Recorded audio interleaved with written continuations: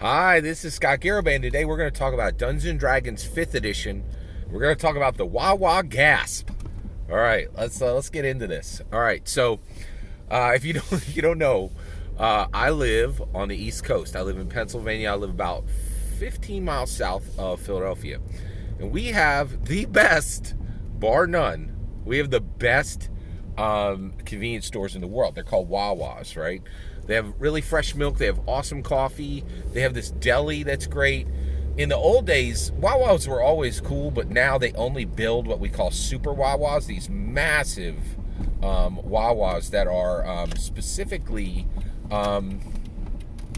like lots of room for cars, like these, those guard bunkers around the building, so that somebody drank too much that night doesn't crash into the building, which used to happen with the old Wawas. Like, they build these super nice, huge convenience stores, and they are wonderful. They're like community centers, right? Everybody goes, gets a cup of coffee, maybe gets a newspaper, gets a meatball sandwich, whatever they want. They're amazing, right? Like, so here's the story of the Wawa Gasp, and I'm going to explain to you why it should change Dungeons and Dragons. Okay, all right, here we go. So my youngest daughter is a senior in high school this year. The story I'm about to tell you happened about a month ago. Okay, all right. So we get out of church and we go to the Wawa, right? And it's me, my wife, my oldest son who was home on the Christmas break, right? And my youngest son, right? And who's in junior high. So my oldest son, he is a couple years out of college. My youngest son is junior high, and my youngest daughter, right, who this story is about, is a senior in high school. All right, so we go to the Wawa, right? We get all our stuff, and we go out of the Wawa. And my wife is waiting in the car. She's like, she just didn't want to come in at that time. So it's just me, my oldest son, my youngest son, and my youngest daughter. Okay. And we go through these double doors. There's this whole double door to get in. There's tons of entrances in these Wawas. So we go through these double doors, and this is a ritual at Wawa. You hold the door open for the people who are coming in, and they walk past you and they say thank you, and then you leave, right? Like, it's a big thing. Like, so in the places where just common courtesy still exists, right?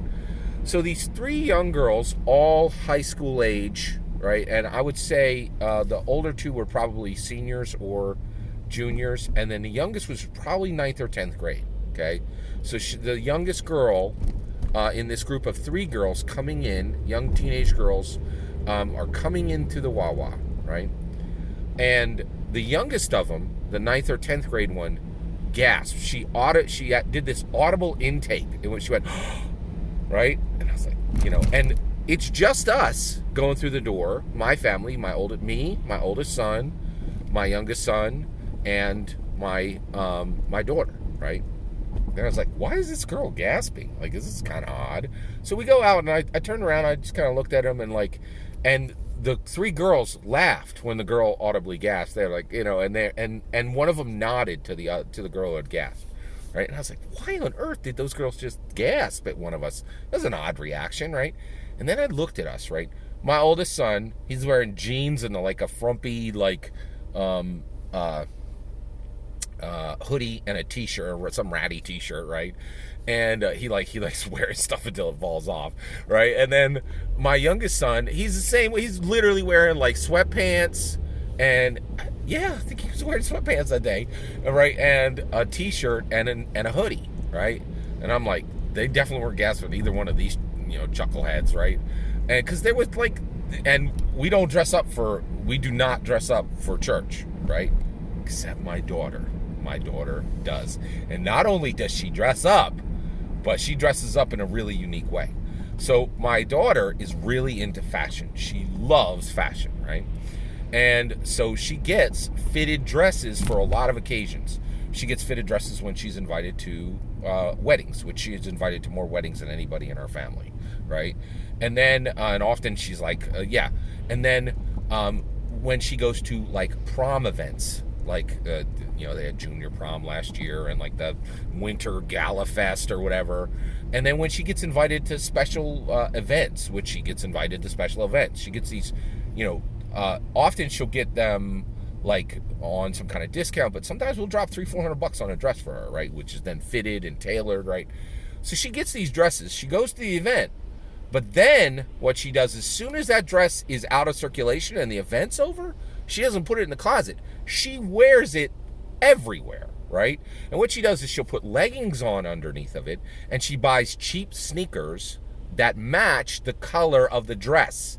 And because she's an artist, she'll actually sometimes literally paint her shoes to match the dress, right?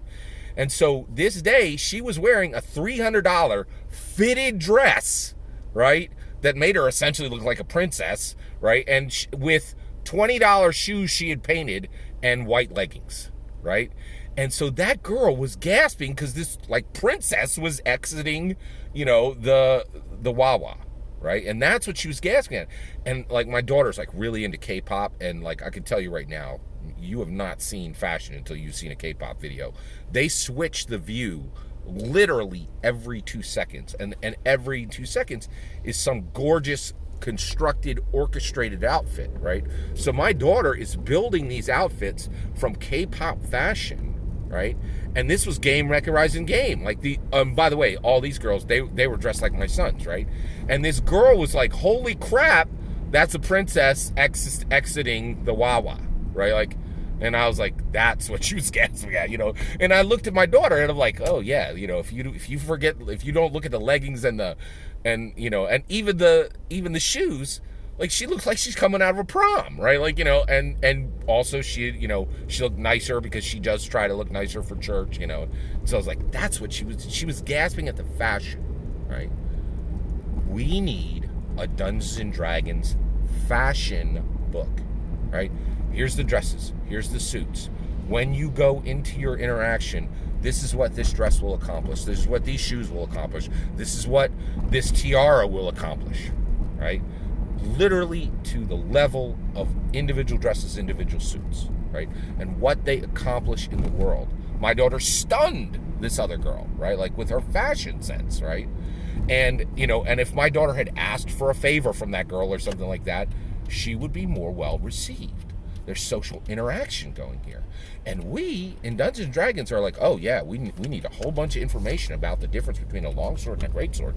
But we don't have a book filled with dresses, right? Guess what? My youngest daughter doesn't play Dungeons and Dragons, right? And the reason why is we haven't met her where she lives, right? And I used to be one of these guys where like, I think clothes are stupid, and anybody who uses clothes to, get a better interaction with another human being is stupid. I was 100% wrong. Like, I was like, what I've realized now is like, you can, like, fashion absolutely matters, right? When you interact with other humans. Not with all, but with many it does, right? And guess what? The more wealthy and powerful they are, the more likely fashion is going to matter to them, right? And so, rather than use that knowledge and make myself more presentable in my youth, I ignored it, right? And I lost opportunities because I didn't acknowledge the power of fashion, right? And right now, in Dungeons & Dragons, we have not in any way acknowledged the power of fashion, right? How it makes people more likely to be convinced, controlled, or converted by us, right? And when I saw this girl's reaction to my daughter, right, realized, again, when it comes to social interaction, we haven't scratched this pillar except before Strixhaven, right? We have ignored massively huge aspects of human interaction purposely, selfishly, right? And we need to be ready for, and I can hear you now. You're like, Scott, that's not what Dungeons & Dragons is.